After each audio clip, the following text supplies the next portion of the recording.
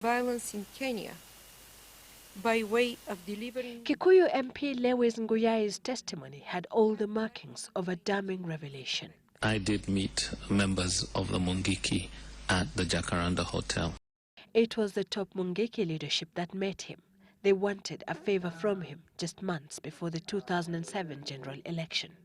They told me that they were the warriors and they would want me, because now as an elected leader, to get them to the top leadership. They said specifically it would be most desirable if I could get them to the president, but if I failed, I should try and get them to either Honorable John Mishuki or Honorable George Saitoti or Honorable Uhuru Kenyatta. It turned out that was to be the first of a series of meetings with the group from January right through to March.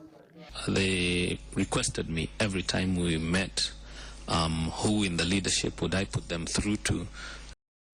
Nguyai indeed had connections with the more influential members of PNU, especially his friend and party leader Uhuru Kenyatta.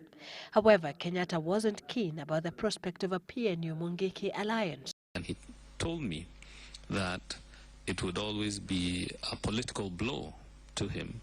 Nguyai says the Mungiki were upfront with him with regards to their plans, especially when violence broke out.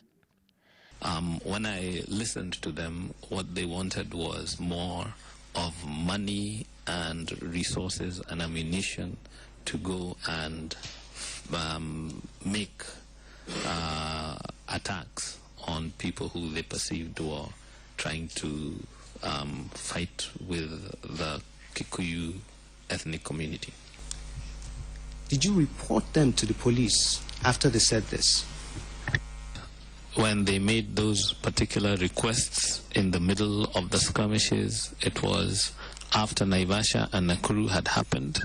What they wanted was to extend their fight, and I made a phone call to the PPO, which is a provincial police officer. I will quote another part of your statement to you. So I didn't report them to the police, as at least once every 2 weeks, as a member of parliament, I receive threats from people trying to extort money. Is your memory different now? Madam President, you're talking about two totally different instances. But he did support them in a relatively small way, even after the skirmishes subsided. They would ask one for token money, which would be money for either transport or for credit for telephones, simple pocket money, 2,000, 3,000 shillings. I would give that to them. Later, when the ICC prosecutor came after the 6 Kenyans believed to bear the greatest responsibility for post-election violence, Nguyai testified that he helped Kenyatta's defense team to identify 2 of the witnesses whom he had been in contact with.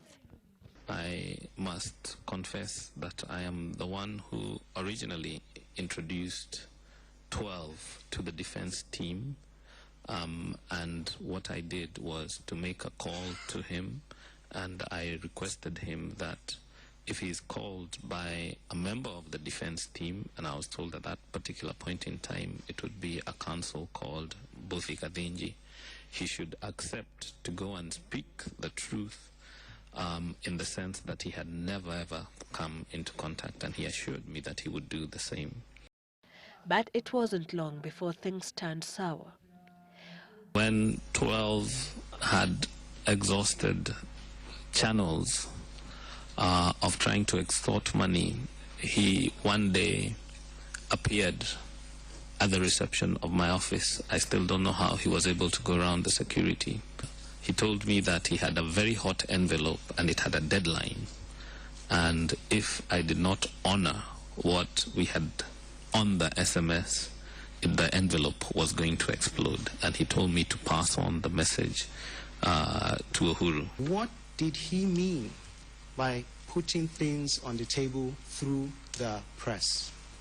Madam President, what they wanted to do is to expose me for withholding 3 million shillings that they said I had been given by the boss. Sylvia Chebet, Citizen Live at 9.